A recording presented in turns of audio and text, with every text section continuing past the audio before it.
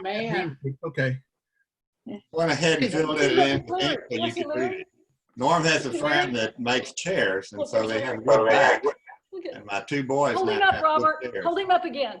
David wants to see him. He ran away. That's neat. Jumping around, Robert. What are you on the trampoline? You got room. You can get closer. I think he ran away. Larry ran away. He's got to go get him again. There were too many people. It was too much. It was overwhelming. He wasn't ready for his camera moment. And it was all in black and white to him anyway, so. Yeah. Why did you take that placemat away? There he is. There he is. Larry. Hey, Larry. It's your Auntie Anne. Hey, it's your Auntie Anne. He's making his head go away. Who do you have with you? It's Susan and? And there's Leonora. Now she's Susan, what's the name of the person behind you? Well, next to you. Susan, hello? Hi, Patty. Gloria. Hi, Larry. Hi, Ann.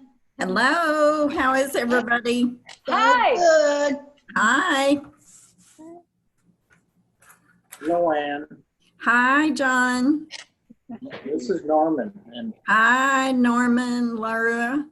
I have to tell y'all, if I disappear, the guy is here to fix my washing machine.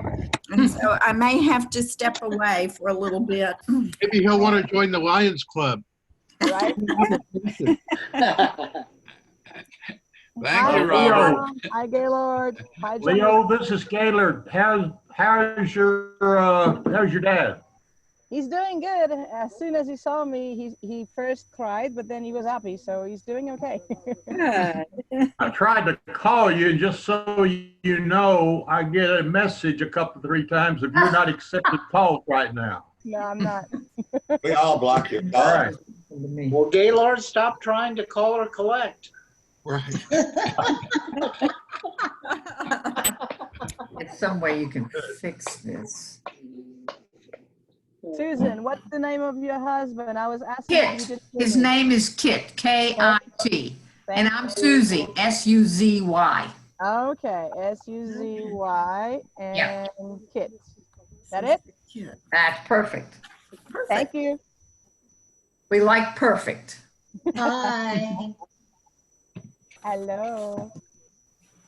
Well, let me kind of jump in here and say hello to everyone. The time has arrived for our 12:30 beginning time. So let me call to order the oldest Lions Club in the world.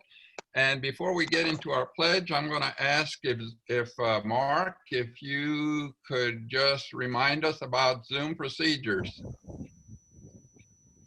No, Mark's not connected yet. Is Mark on yet? He is. He's on. But his mic is off. Yes, call me unmute myself. Oh.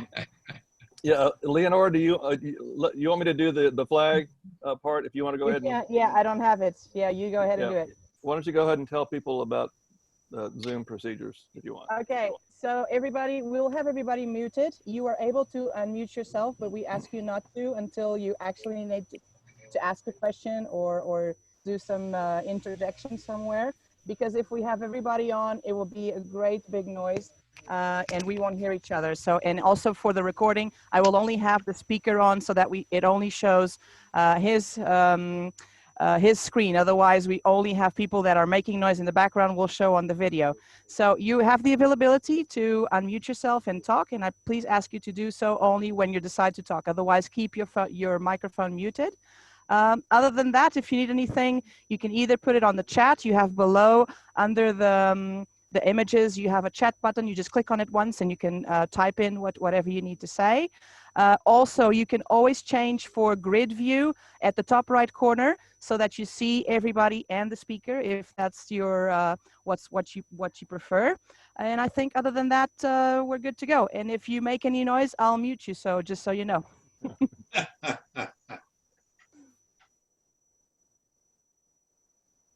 Go ahead, Rudy or Mark. Rudy?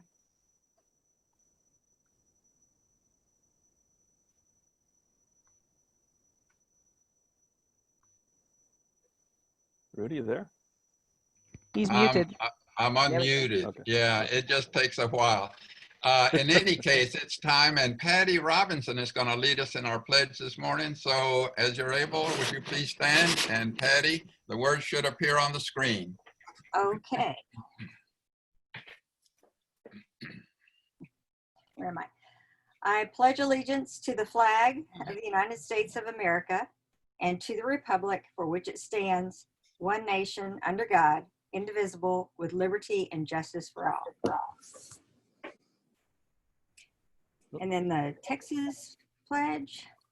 Honor the Texas flag. I pledge allegiance to Texas, one state, under God, one and indivisible. Yeehaw. Okay, thank you very much, Patty. And welcome to everyone on this glorious day, a day for our Lions Weekly Club meeting. And I wondered if we have any guests attending or joining us this morning. We do have Susie and Kit. Oh, okay. Susie and Kit, thank you so much for joining us. And always a pleasure to have you as part of our meeting. And so welcome. Anyone else? And we also have Very Thompson's wife. I can see her. Oh, Hi, I Varian. see. Yes, hi. Good to see you again, and thank you for joining us. And I can see you there with Greg, so that's great. Anyone else? Our guest from last week who joined us, Greg Dew, is with us. Yes, Greg, I see you waving. I'm sorry I missed that. And so welcome as our guest today. And we might add that Greg has already sent in his application for membership. So we give you a double welcome in that regard. So that's great. Don't want to miss anyone. So let me go around one more time. I think we're good. I think we're good. Thank you so much. Okay, so again, welcome. And so we're about ready to go into announcements, but let me begin this way before I actually get into the announcements. We want to try something maybe different today. Some of you are familiar with the term frequently asked questions. Frequently asked questions. Where do you usually find frequently asked questions, or when do you usually come across? At least for me, it's usually when I'm trying to do some home repairs or do-it-yourself type of things, and I don't have any idea where to start. So I go to the web and ask for help, and there's usually a FAQ section there. The reason I'm bringing all this up is because we want to add a frequently asked questions section to our website, our Lions Club website. So how do you get started? Well, we need to generate some questions. So I'm going to ask, if you will, to kind of pretend like you're new to town or interested in joining our Lions Club and want to know something about our Lions Club. And as a new person, what would you want to know? So one way to do this, if I can invite you to participate, is to use a chat here on our Zoom. And I hope everyone knows how to use the chat. I'm still learning how to mute and unmute, so I can't be much help in that regard. But if you would take a moment to, while I go over some announcements, if you would take a moment to kind of think about that and what might be some information or concerns that you would have about our Lions Club, and maybe something that would draw your interest. So that is the background of this. We are hoping to be able to start a frequently asked questions section or page on our website. And to do that, we need to start with questions. So that is what I am asking your help with. And so there's a scenario, and while I give you time to do that, well, first of all, are there any questions on what the assignment is here? What the task is? Okay, thank you. Then let me cover some announcements, and then we'll come back, and we want to close this section of the frequently asked questions before we get into the program. So for announcements, the sporting clay event. Let me kind of bring you up to date on our sporting clay event. The committee has met. They have explored possibilities, not only for the scheduled September 25th date, but looking at later in the year for October and November. And their recommendation to the board is that we cancel all 2020 thoughts of doing a sporting clay event. So that recommendation is going to the board, which is meeting this afternoon, and the board will take action on it. And instead of devoting time and energy for the for doing anything this 2020 year, to start planning for a June 2021 event of sporting clay. So that's a little bit of an update on sporting clay. Again, the board, that's a recommendation from the committee that will be going to the board, and the board will consider that this afternoon. On another event that's getting ready to happen, the Harry Wickersham Golf Tournament is still scheduled for July 30th. That's a week from today. And that'll be a Fredericksburg event or location, and that will be to benefit the Texas Lions camp. So that is the Harry Wickersham Golf Tournament, which we've been announcing for a while, but that's getting ready to happen next Thursday. And so that is still scheduled. Some happy news concerning our own Ann Ward. Ann is running for secretary of the board at the Texas Lions camp. And last night, the nominating committee gave their recommendation, and Ann's name was right there on top of the list. So congratulations to our Ann for receiving the nomination of the nominating committee, and that election will be taking place sometime soon. Ann, is that like August the 1st or thereabouts?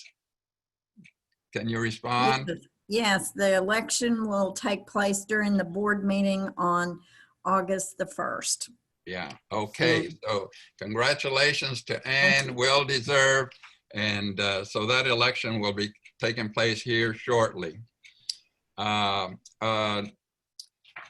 This announcement concerning the board, there's been a change in the membership of the board. One of our members, one of our directors, Norman Tyring, a very capable and very active member, has gotten himself involved in homeowner association business, which is tying him up. He was recently elected president, and so that is almost like a full-time job. So as a result of that, sadly, he's had to resign from our board, and but we reached out for help, and John Niefler has graciously accepted to fill out Norm's position as director. So that's an update there, and thank you, John, for being such an active part of our club and for wanting to help us in that way. And maybe just one or two other announcements. some of you may know that some of our members are not able to attend even on Zoom because of age situations, aging problems, or illness. And so I mentioned this because I talked just yesterday with one of our members that's having a little difficulty, and that's Wes Braden. Wes sends his regards. He's having some issues health-wise and family-wise, but is remembering our Lions Club. And so I bring you greetings from Wes and ask that you keep Wes and other members that might be in similar situations in our thoughts and prayers. So this brings us to birthday time. And so time to smile, get the candles out, get the fireworks out. I'll see somebody fixing their hair and their eyebrows already. So, so we say happy birthday this coming week to Robert Siddell, and his birthday is on the 26th. And then the next day, the 27th, our own Leonor is having a birthday. So we light a candle to your good health and many, many more years to come. So, so that kind of catches up our announcements, unless there is something from any of our members like to take a look real quick. Looks like we're okay. So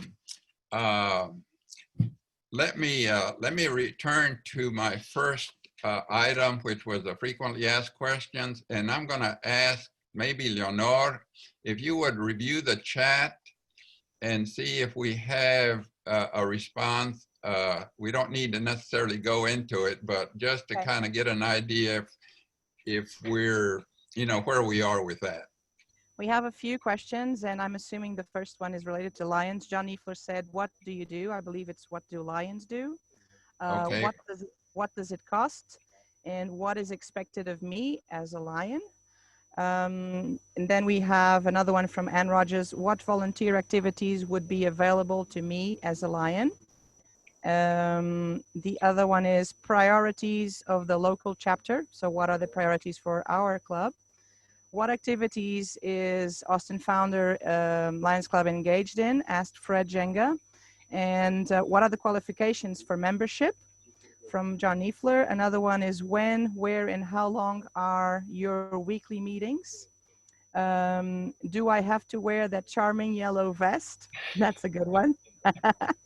And then Greg asked, this club, oldest, was started in January 1916, but when did Lions begin? In the meantime, I answered Greg and said that Lions officially began in 1917, but our club started a little bit earlier, 1916.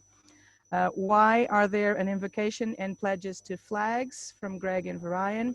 Varian or Varian, I'm not sure I'm saying her name correctly. Is this a Christian club? Is it okay for a Muslim or Hindu to belong? And is it necessary to subscribe to the sentiments in the pledge to be a member? It seems like the membership is pretty much white. Is there any problem with African Americans joining? Do you want to address some of these, or do you want to?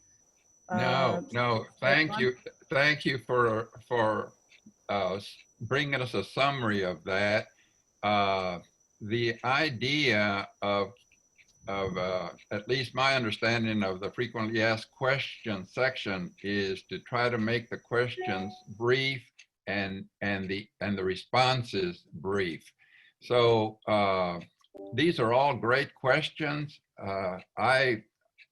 The idea was to receive the questions and work on them between now and next week, or sometime soon, and bring those brief responses to those that are interested. And so thank you very much. I was looking for maybe 5 or 10 questions. We don't want to make a long list, but we'll try to see how we can summarize these and keep it down to maybe 10 or 12 questions. So all good questions. I don't know that we have time or that we would be able to fully respond to these. But thank you so much, Leonor, for catching us up on some of the questions, and especially those that responded. John, I see your hand up. Yes, those are all appropriate questions. The last one is slightly provocative. It would be helpful if you would give a verbal response to those questions for that last question that came. Okay, I'm sorry. Would you repeat the last question? The question is this a Christian club?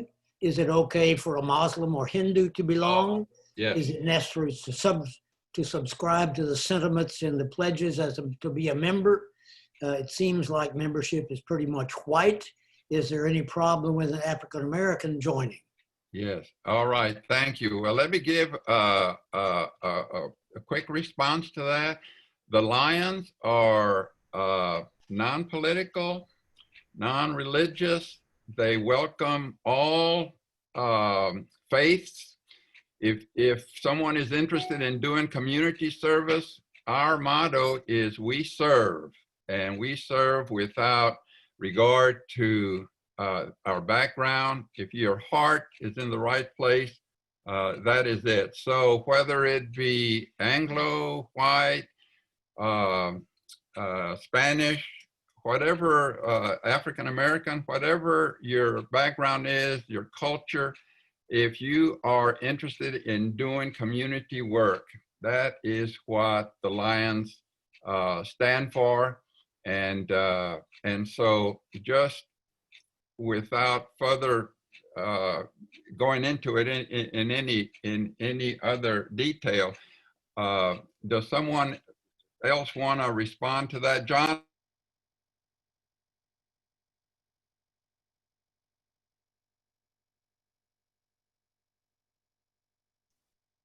Rudy, you said it well, Rudy. Rudy, I'm sorry, you're muted. Could you unmute yourself again? Again, I just touched the wrong button. So so that's my immediate response. And again, we'll go into a little bit more to respond in writing next week. We can also send an email to everybody replying to all these questions in case the people are not here next week. But and we can see what we can respond online next week as well, Rudy, if you want. All right, that's a great suggestion. Okay. So thank you very much for those that participated. John, thank you, because I think I overlooked the importance of that question and or that comment, and I believe a response for today was more necessary than I initially anticipated. So, okay. Everybody, any other comments or thoughts on that? All right, then we are moving on, and we are ready for our program. And to introduce our speaker and our program, we have our own Lion Gaylord Armstrong. So Gaylord, if you will, please unmute, and we'll turn it over to you. Great, thanks, Rudy. And incidentally, Dr. Paydarfar, you're with us? Yes, I'm here. Fantastic. And I know you have a very, very, very busy day. And may I say that your assistant, Teresa, has just been fantastic. So professional, efficient, and very, very pleasant. And thank you for taking the time. Dr. Paydarfar is a real addition to not just the med school and the university, but frankly to this area. As you know, the med school is one of the great additions, as some have said, since the state of Texas decided that Austin would be its capital. But it was the first new med school, 50 years. Its dean was determined to make it an exceptional med school in the area of preventive, for example, and not just attempted cures. And he wanted the very best. And he confided to me that he thought he had found the finest and most competent and recognized chairman for his department of neurology in the country, and that's Dr. David Paydarfar. He comes to Texas from being affiliated with the Harvard Law School, University of Massachusetts Med School, residency at Mass Gen, one of the great hospitals.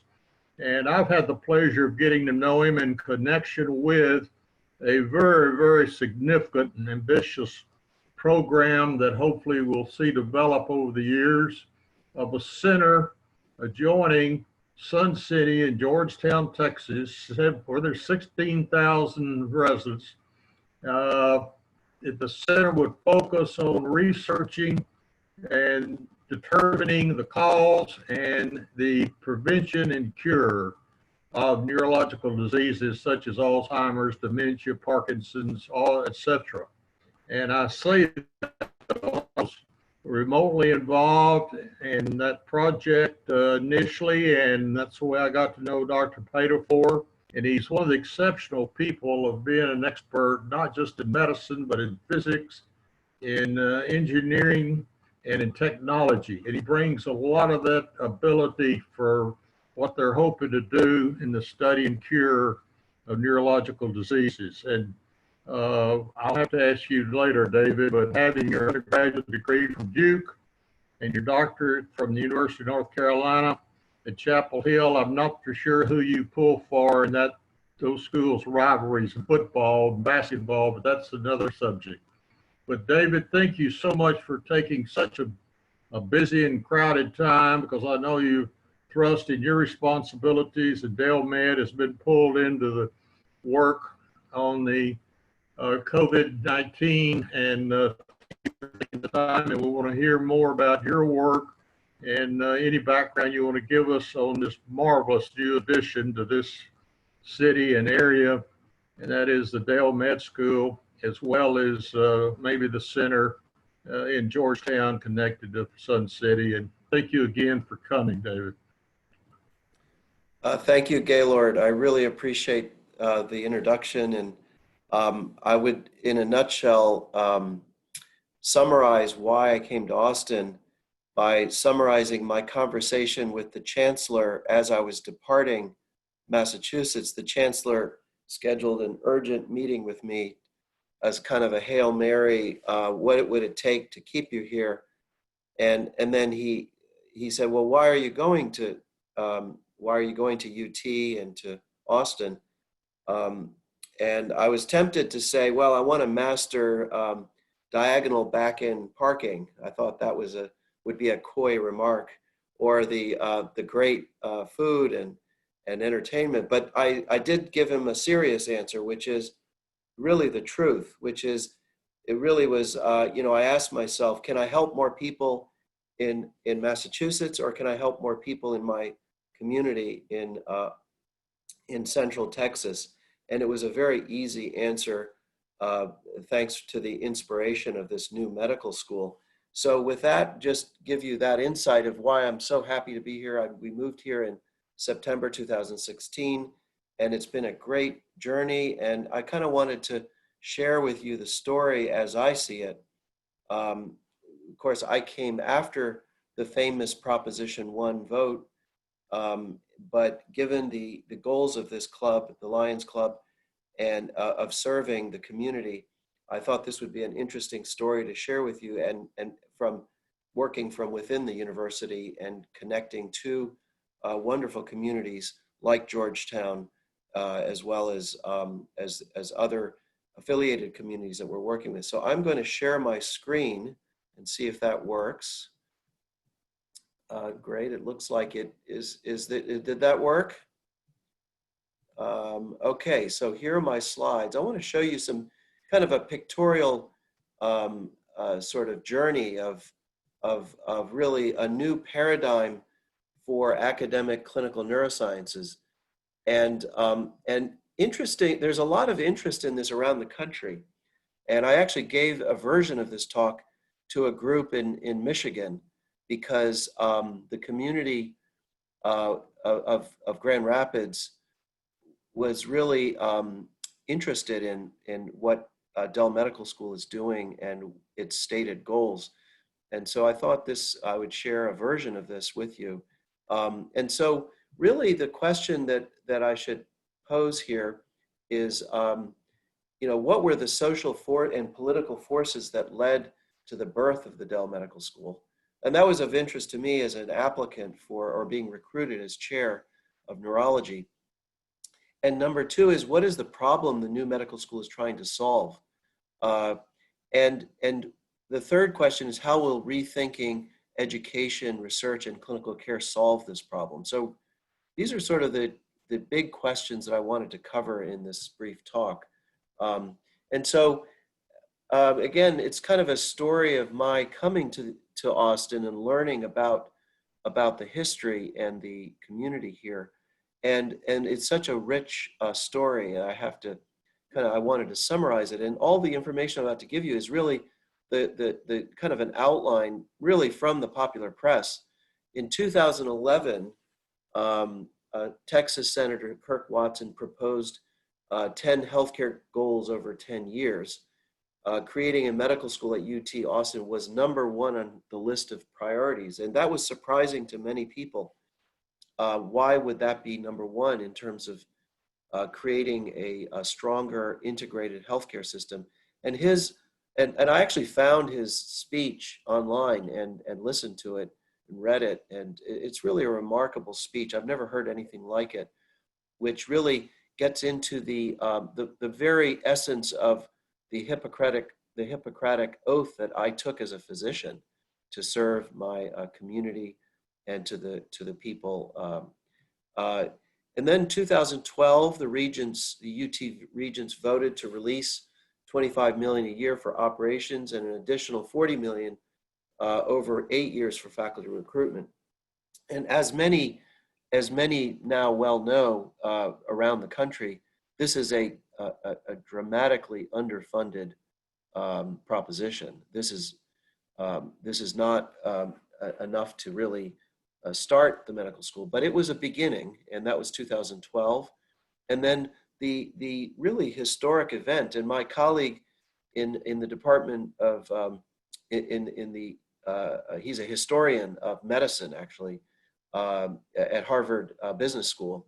He told me that as far as he knew, there was no precedence in U.S. history where a group of citizens come together and vote to raise their own taxes to generate this amount of money to create the medical school. That's never happened in the history of the United States. So it just really, I wasn't here in Austin at that time, but it really is a remarkable part of local history and now national history. Then in 2013, the Michael and Susan Dell Foundation committed $50 million over 10 years. So once Senator Watson started this fire of let's do it, it really was remarkable how different stakeholders came forward and wanted to contribute. And then 2014, my boss, Clay Johnston, who's also a neurologist, was appointed as the inaugural dean of the medical school. And for those of you who know Clay, he's a remarkable individual, visionary, extremely oriented towards service and the use of science, technology, and medicine to advance social and community needs. 2016, in the early fall, which is when I arrived, the first medical school class matriculates, and they have now graduated and gone on to very distinguished residency and training programs. And then a big surprise for me as the chair of neurology, it was the contribution from the James and Miriam Mulva Foundation to create the Mulva Clinic for the Neurosciences, which is really a neuroscience clinical institute that encompasses clinical care, research, and community service and training. And this led to a very large investment in matching funds from the UT Regents and others. So this is a piece of history that I really enjoyed assembling and learning about. And really, when I arrived and I was interviewing for the I was being recruited to come to Austin, this is what I saw, was this very impressive building project of the medical center. This is over here is the research building. This is the clinical building for outpatients. This is the new hospital, and the med school is over here. Here's the Irwin Center. So this was really a remarkable building phase. And when I arrived, this is me here with my associate chair, Bill Schwartz, who's an eminent, preeminent really, scholar in neurology and neuroscience, and some of the early faculty who joined forces. Actually, Esther Melamed is here. She is now becoming a real expert in the neurological complications of COVID infection. She has several grants now and is doing extremely well. Really the story, this is an article in, I believe, the New York Times that interviewed Clay Johnston about this historic event, which, as Gaylord commented, the first medical school on a tier 1 research university in 50 years, the first medical school. And what was it that attracted this very talented young dean to come to Austin? And he really, in a nutshell, said a once-in-a-lifetime opportunity to build the medical school of the future from the ground up at a top-tier research university. And really, the story is really about the tragedy of neurological disease. It's really, the story really begins with, my profession's utter failure to solve the horrific toll that neurological disease brings to its victims. It's really a tragedy and a villain that we have failed to overcome. And it costs us dearly.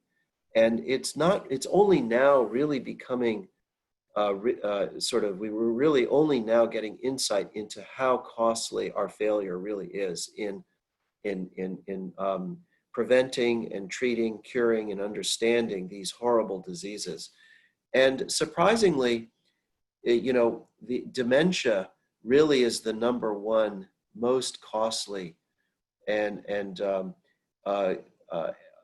many of the things that are very famous are actually much less costly. And some of them we do have treatments that are quite effective. And stroke used to be the majority of the cost and burden. And thanks to the breakthrough discoveries of thrombolytics and the creation of healthcare delivery systems pioneered in Texas, actually, in Houston area, stroke has become a huge success story, and that is shrinking by the year in terms of the long-term tragic outcomes. We still have a lot to do in stroke, but there's been a lot of progress in ischemic stroke particularly. But this is just a sort of a snapshot of the 2017 report that was commissioned by the National Academy of Medicine and reported in Congress and published in the Annals of Neurology. So as you can see, just by looking quickly, much of this is chronic disease, and dementia being the most conspicuous. And that is a big contrast in how the U.S. is investing money in medical centers. In fact, the most famous academic medical centers that we can, these are just 2 examples. This Mass General's where I trained. It's really remarkable is that these academic medical centers, billions have been invested through a variety of sources in the building of these massive towers, very, very expensive dollars per square foot. And the towers just keep getting bigger and bigger and more centrally located in their metropolitan areas. But the part that's tragic is that these centers are not addressing this problem of preventing and curing the most important diseases of our time. These centers are being built on acute interventions. They're full of operating rooms for doing appendectomies and colonoscopies and things that bring in economic margin. And the economic structure, the cost structure and the revenue structure for medicine has incentivized building massive acute interventional medical systems. And the universities have jumped into this game with the profit margins, but it has totally ignored the bigger issue of chronic disease. And so,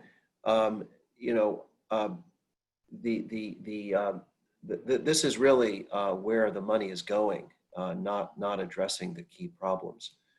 And so really the Dell Medical School vision is to advance a new model, a new paradigm, where we build our platform. Since we're building from scratch, we're not inheriting. When I came in, I wasn't inheriting a department. We were building a department. And the same goes for the whole medical school. So we really build the platform to a purpose. And we measure our impact on the community health, not just in neurology, but in all of medicine. And it's really about health and healthcare and improving the quality of care in the region as our first and foremost investment.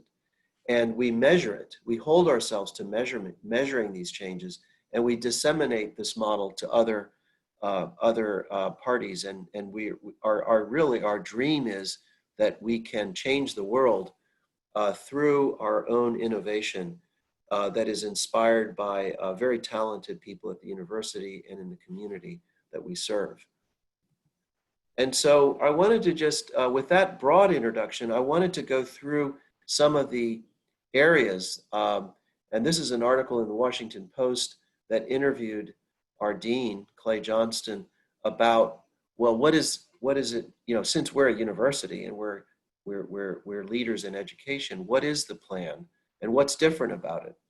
And so this is the health learning building where the dean's office is, and the amphitheater for the medical students, and many of the trainees have classrooms in this area across the street from the hospital and on the university campus.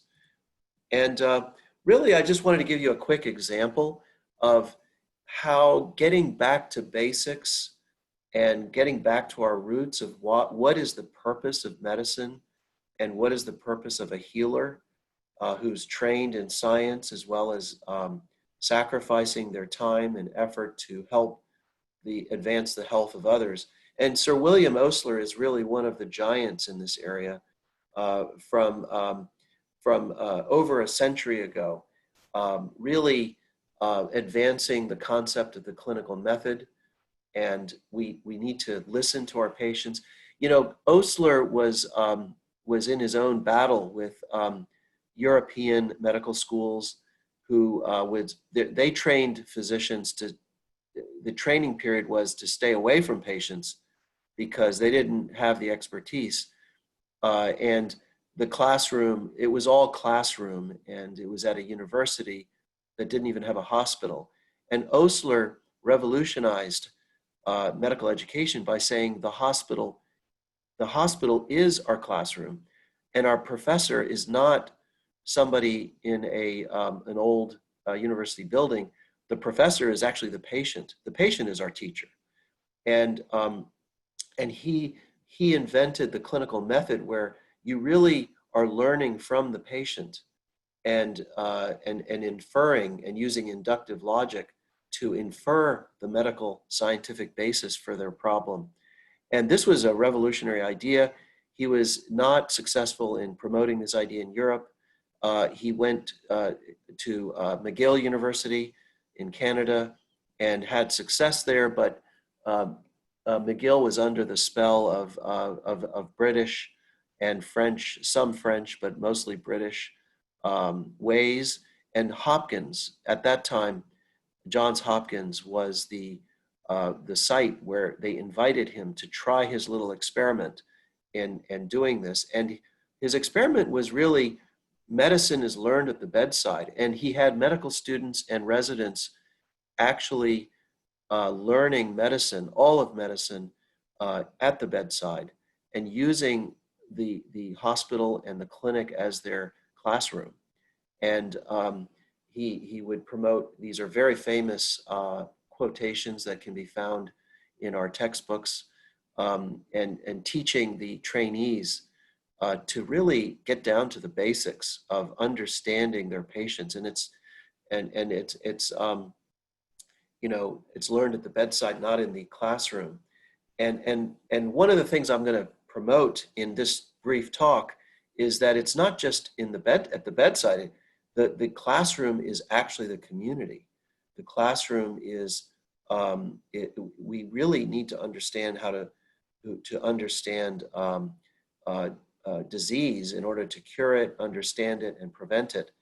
We need to understand how disease arises from social factors and from community-based factors. So Dell Medical School is taking Osler's philosophy to another level beyond even the bedside and the hospital. But he really was the pioneer in this idea that we got to get away from the classroom and really listen to the people who we're serving.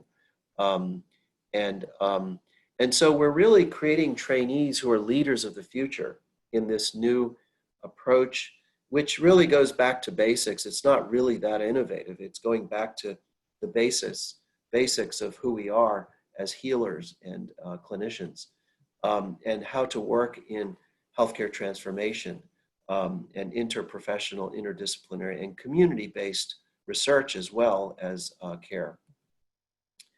So just a few words about research in my talk, in trying to answer those big questions. The way we're building research is, well, we all know that the famous medical schools in the United States and around the world, they're committed to discover the causes of neurological disorders and develop new treatments by doing bench laboratory research, which is very much animal models of disease, fundamental research, preclinical investigation, and clinical trials that are designed as, this is all what every medical school is working on.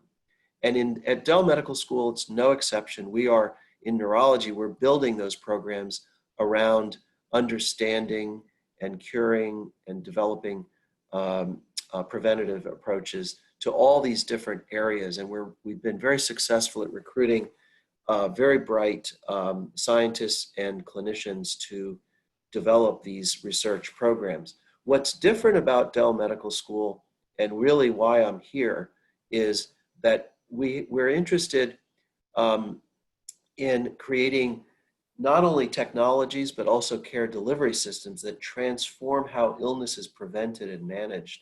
And this is where we use not only the hospital, clinic, and the community as a place that we serve, but we also enable the community, the clinics, and the hospitals to serve as our laboratory for innovation and to solve very critical problems in neurology that relate to information gaps, crisis in access, antiquated models of care. And I'm going to show you an example of how, when you create this second laboratory, which is the clinical laboratory, the community-based, the village laboratory, you can actually not gain great insights into the causes and treatments for disease. And these two goals, these two prongs that I have on the slide are really interrelated very intimately and in a very exciting way. So the example that I want to really bring about, which relates to Gaylord's introduction, is that we're very interested in how can we create technologies and delivery systems that are community-based, that enable individuals with cognitive impairments or who are vulnerable to cognitive impairments to live independently at home. And this is a very robust collaborative program with the School of Engineering, the Design Institute for Health, Population Health, as well as neurology. And this is the big idea right here in this box. The big idea is that we can halt, reduce, or even reverse progression of mild cognitive impairment to dementia through preventative measures But it's not done in a hospital and it's not done in a clinic. It's actually done in the community. And we need to bring the scientists to the community to think about how to test this hypothesis.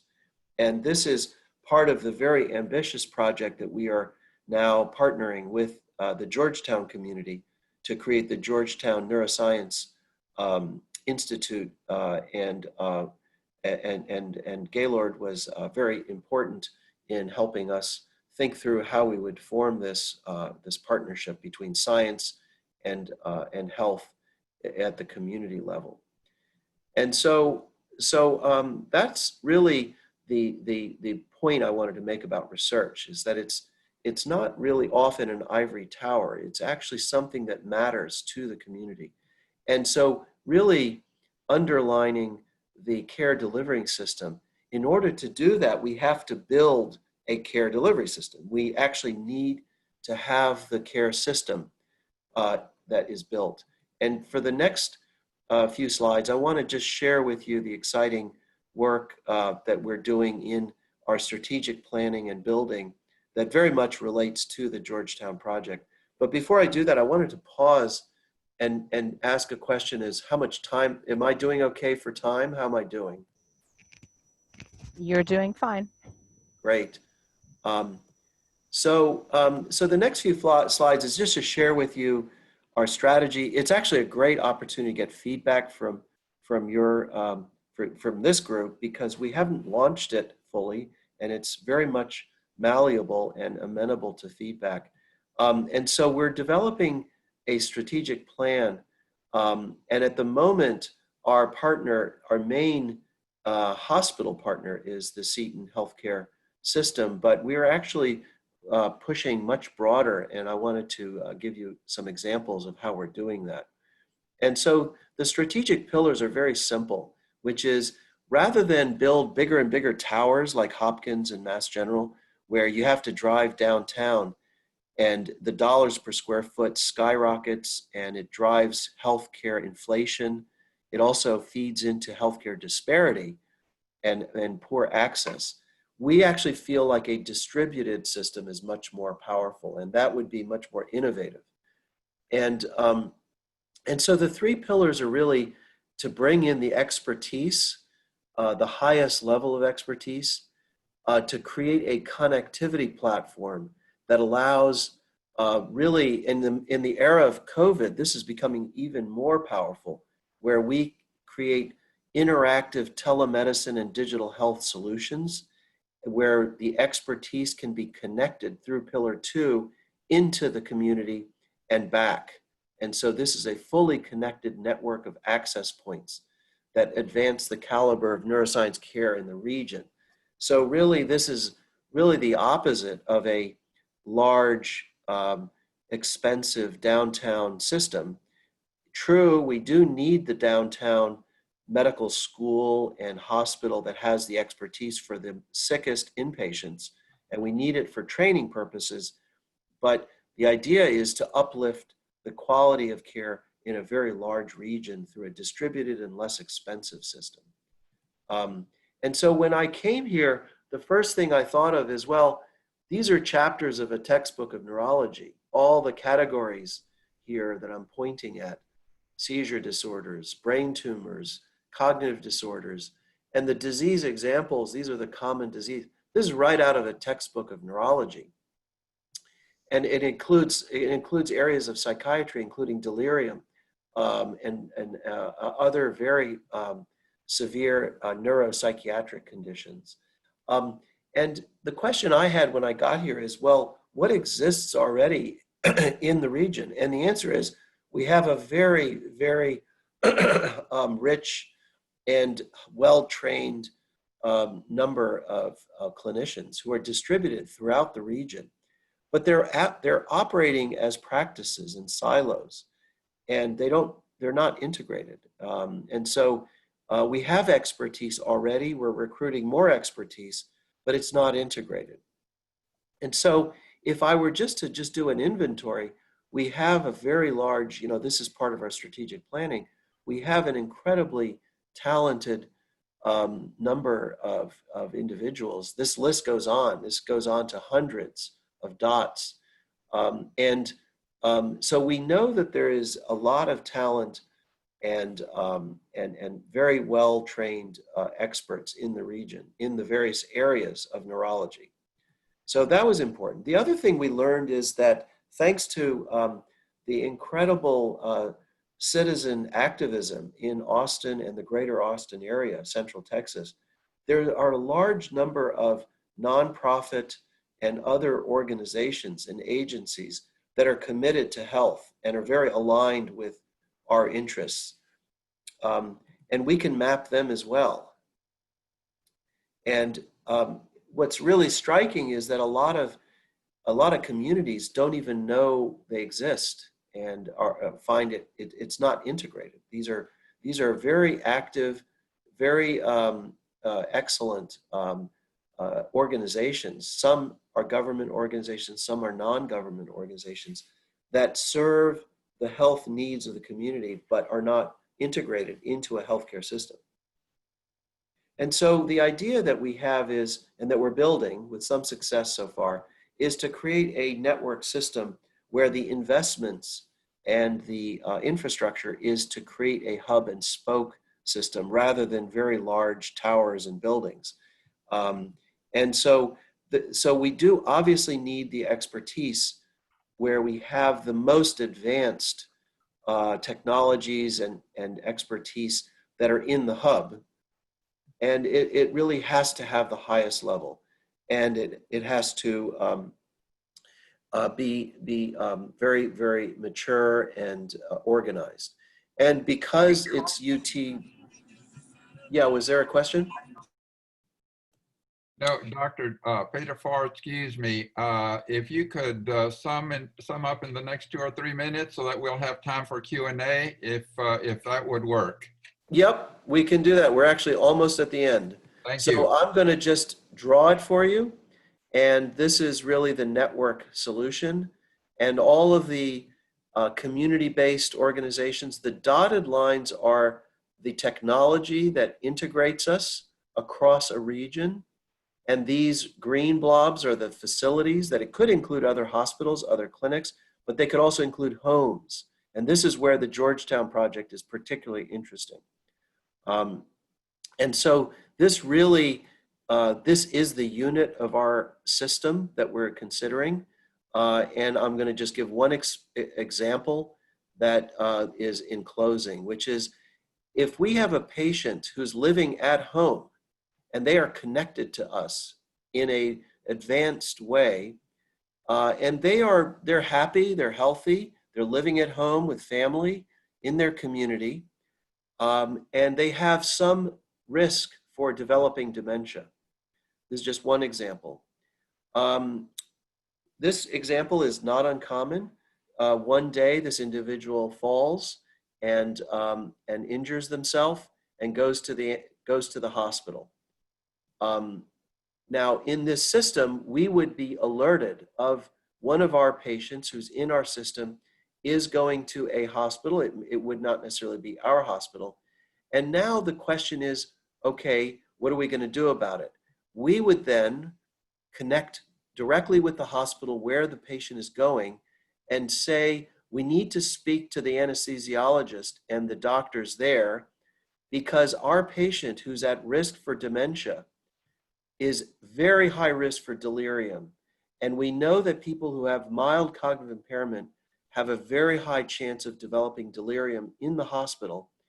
And when they develop delirium, it's like putting kerosene on the brain.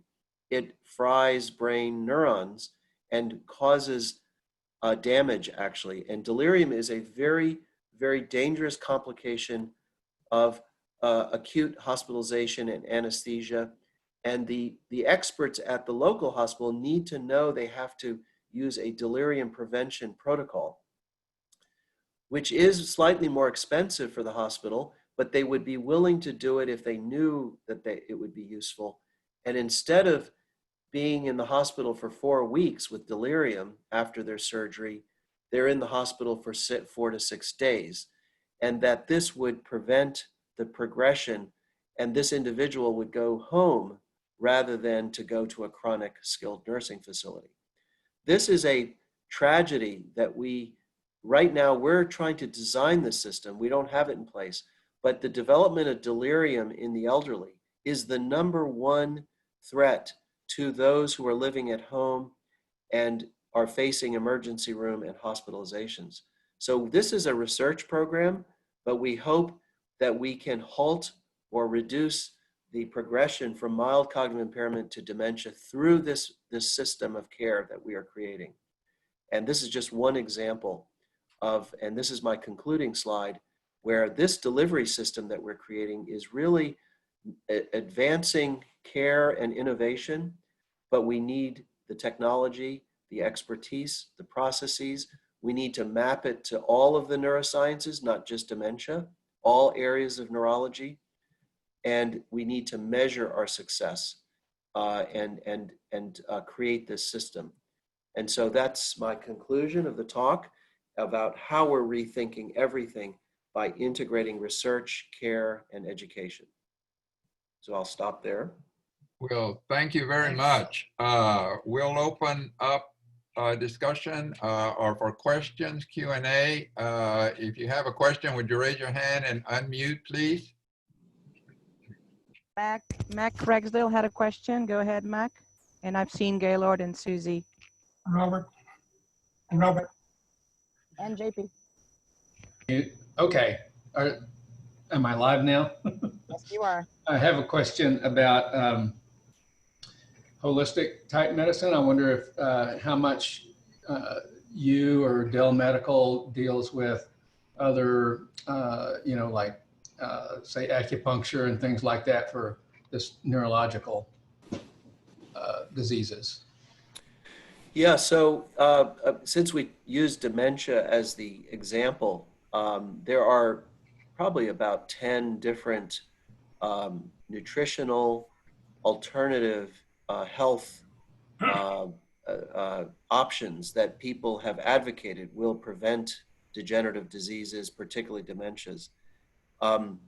Since most of that is being done not in pharmacies and in the hospital and in clinics, this platform that I've designed, that I've just shown you, this illustration, would allow us to actually find out whether those are working and how they work. Right now, we have no idea whether meditation prevents dementia. There have been probably 100 papers that talk about how that could be true and which type of meditation. We know that that there are certain risk factors for dementia, but we don't know whether the intervention actually prevents dementia. So this platform that I'm describing would be a way to actually test any of those possibilities. Acupuncture, for example, has been used for millennia to control pain. We know that it works, but we don't know how to optimize it. We have different schools of thought on how to optimize it. And we also are disconnected from the clinicians who practice that form of therapy. And they could bring to bear the most important hypotheses for us to work with them on testing it. So really, when I say community-based research, I mean everything. I mean everything that matters and is being practiced by the community, we would be ready to test scientifically. Okay, Susie, go ahead, please.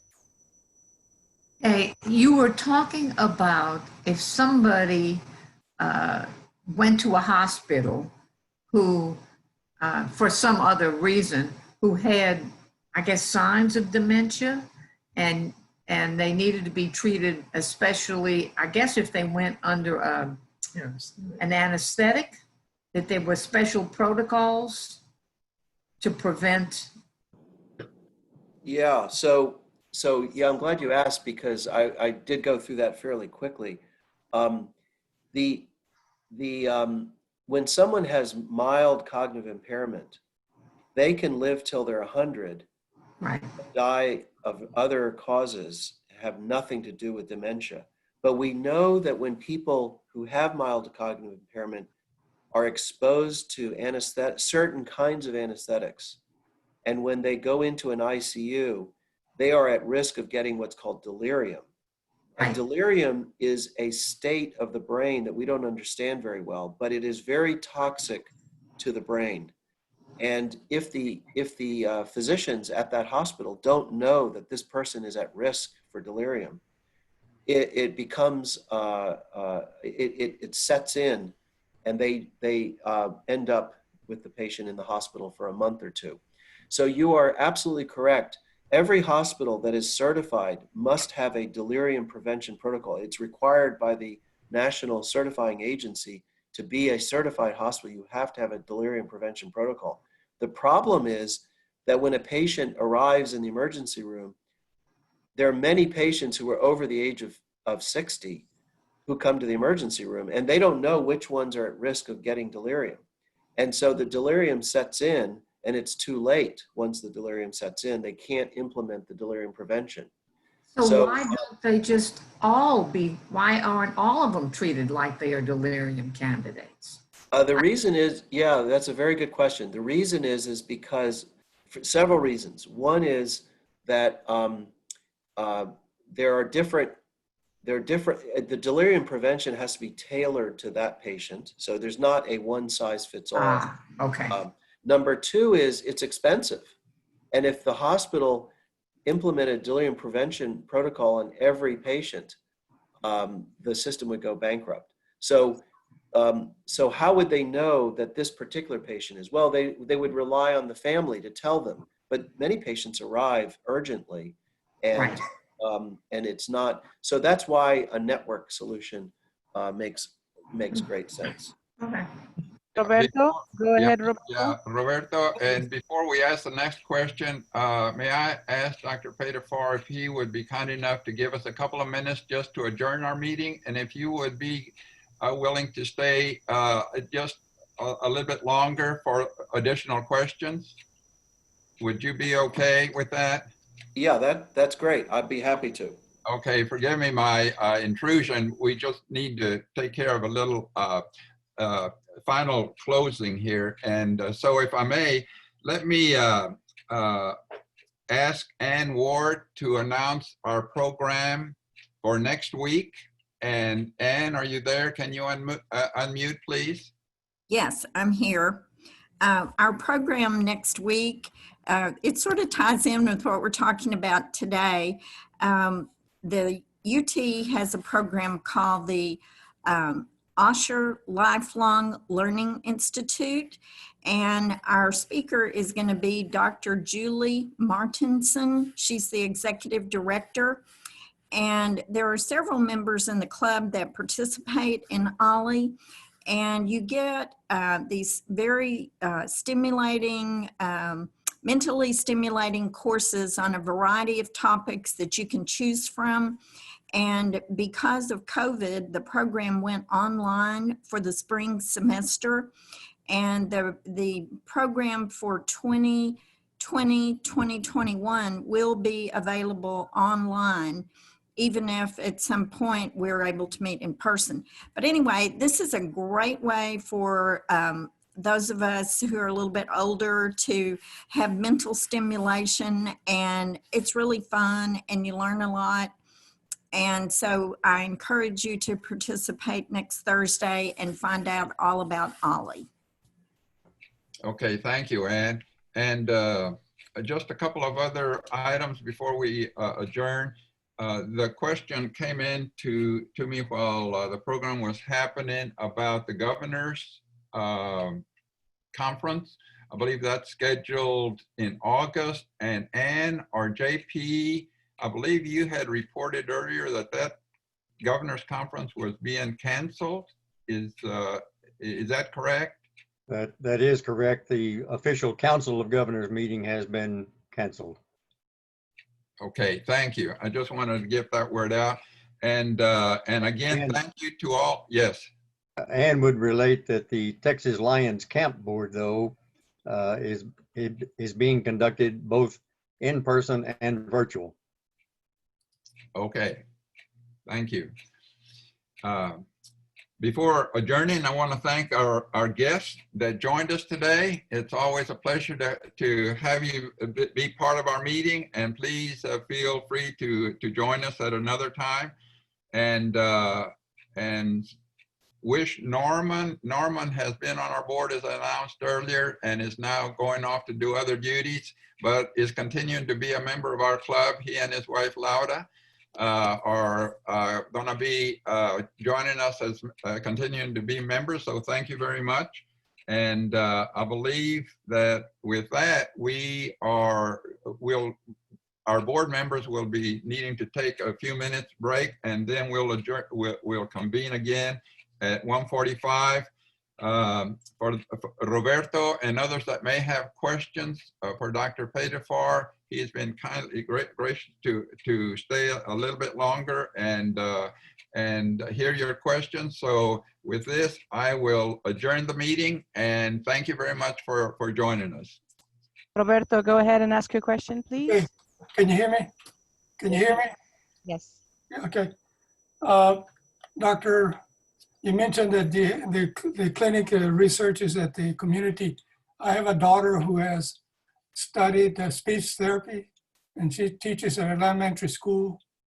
And we're working with the kids. She's always coming and telling me some of the physical and mental problems they have in adjusting to the speech. Can you talk about that? Yeah, so one of the points about the strategy that we have is that the brain, we're interested in brain health across the entire age span, children and adults. And so part of this effort that we're making is to really bring in experts into our department who are expert for all ages. And so you brought up the issue of development of language. And as you know, children, we don't all learn speech and language the same way. Some are bilingual, trilingual. Others have certain challenges in acquiring speech that relate to dyslexia and other conditions. But what we've learned about the brain is that there are many ways to become brilliant in language and speech. And so some of the greatest minds, some of the greatest writers have dyslexia and have learned methods to circumvent the difficulty. So really the problem is not the brain. The problem is, for example, our educational system, which is designed to be fairly cookie cutter, one size fits all. And we're of course trying to give the best education to as many people as possible. And we're doing it in an efficient way with taxpayer money. But what we've learned about the brain is that there are certain children who are absolutely brilliant and will become great, but they're not going to make it if it's a very restricted method. And so just like the clinic and the hospital is a laboratory, the schools need to be a laboratory. And we have to try other ways of teaching our children to be fluent in their speech and become gifted writers and readers. And so we have formed partnerships with the Austin and other public schools as well as private schools on projects. In fact, we have a project on dyslexia specifically as a way. And so the pediatric and child neurology expertise is inclusive in this plan that I presented to you. Okay, I'm going to take 2 more questions. Is that okay, Dr. Paydarfar? Sure, absolutely. All right, so let's do JP Kirksey and then afterwards Gaylord. And I join in thanking you, Dr. Paydarfar, for a very enlightening presentation on subjects that most of us are not really familiar with. But my question relates to the physical plant. We know that the urban center is slated for demolition. And I'm just wondering if you could share what you understand will be placed on that piece of property. Yeah, right now there is a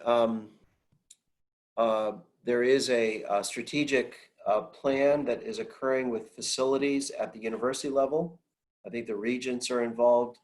the president's office, the provost, and the med school is one of several schools that are being asked to give input on what should be developed on that site. It turns out to be a fairly large and valuable location. And there's the School of Nursing is there, the medical school, the hospital, and the concept of a medical institute village is being discussed as one option, with the idea of centers of excellence in cancer care, centers of excellence, and it's not just care, it's also training and research. And so the College of Natural Sciences is weighing in, because they obviously have very talented cancer researchers who are way off in another part of campus and would love to be more integrated with so the idea of a health sciences campus is emerging, with Institute Village on that site that would highlight cancer, neuroscience is being discussed, cardiovascular disease, and would really leverage the advantage of being in close proximity to the School of Nursing, the School of Social Work, the medical school, and the hospital system. So that's one idea that's out there. There's nothing, it's really a plan for several years from now. So it's in a very early stage of discussion and debate. And of course, funding is a key issue as well. Thank you. Gaylord, go ahead.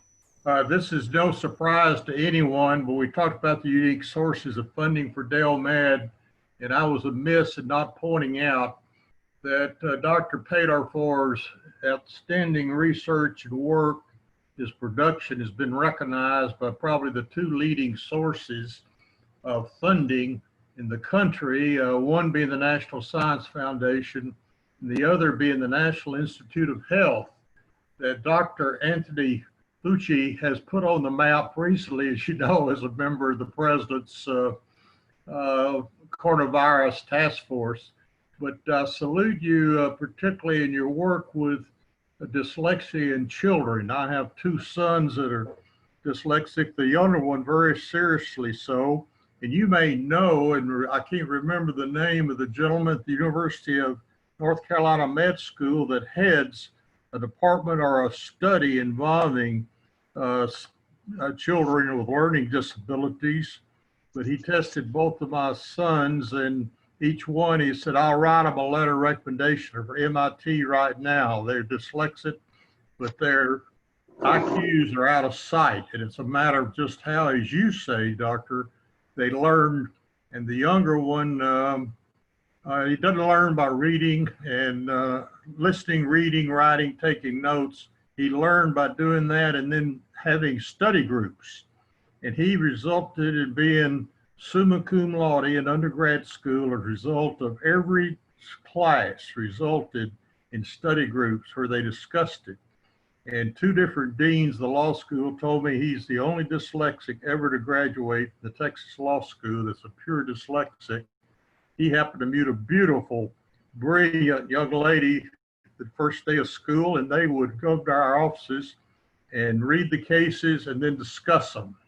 And that's what got him through. You're right, there's great possibilities in these dyslexic students if they find a way to help them learn how they learn. And that I commend you considerably for that work. And your presentation today, by the way, is just right on.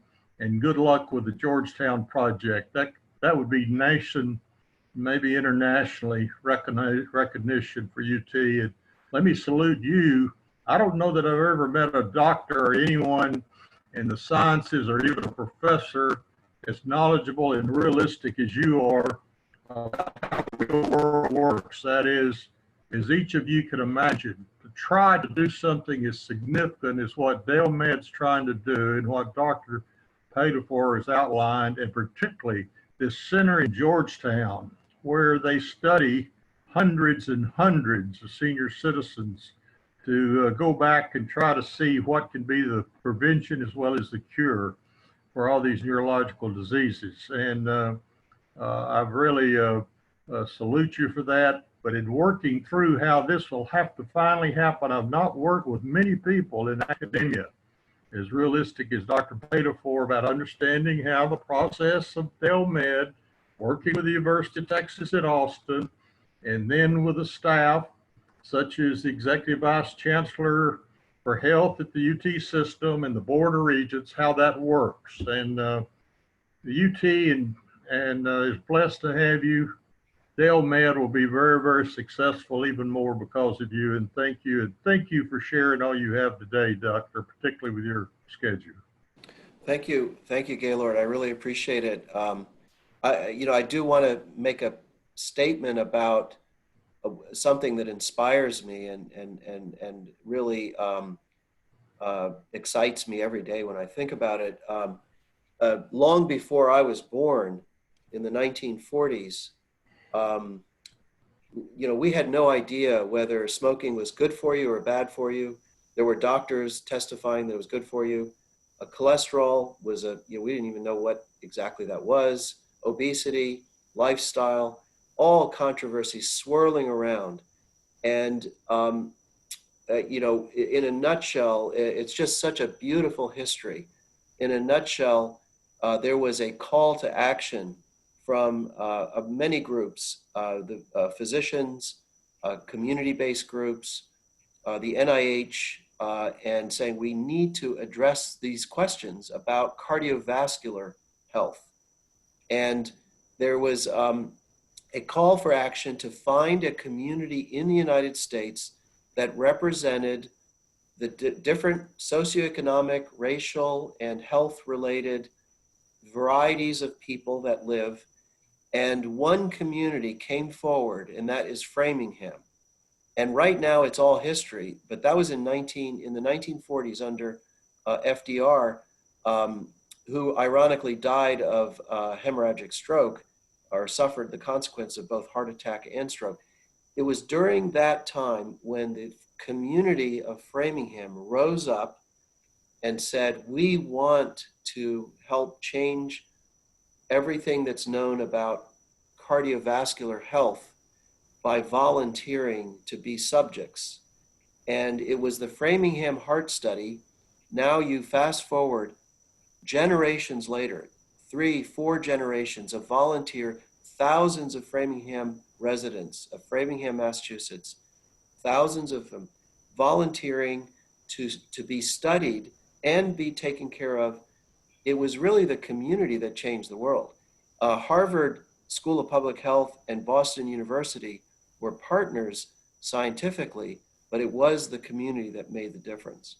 And so my inspiration is for Georgetown and other communities in this region, given the level of education and interest, the wealth of the region, and the care.